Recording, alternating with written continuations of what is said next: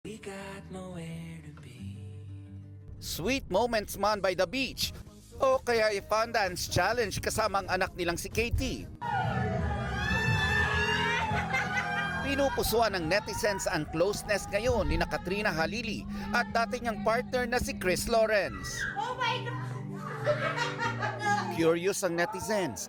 Patotoo ba ito sa kasabihang love is lovelier the second time around? Nang tanungin kung nanumbalik ba ang feelings ng dalawa, sagot ni Katrina, what you see is what you get. Siyempre, tatanong ko sa iyo yung mga tanong ng netizens. Ha? Sure. Nagkabalikan ba? Sa balikan po, wala. Secret lang. Secret. Secret Oo, wala tayong sasagutin. Bawal daw.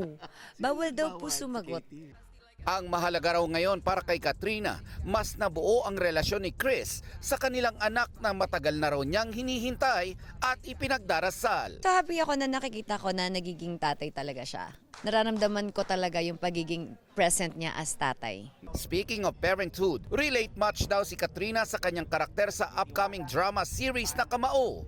Gaganap siya bilang ina ng karakter ng bidang si Anton Vinzon. Binubuhos ko talaga dito yung pagiging nanay ko, as in parang si Anton ay ginawa ko siyang si Katie.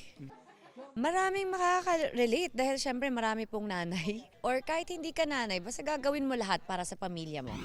Nelson Canlas, updated sa Showbiz Happenings.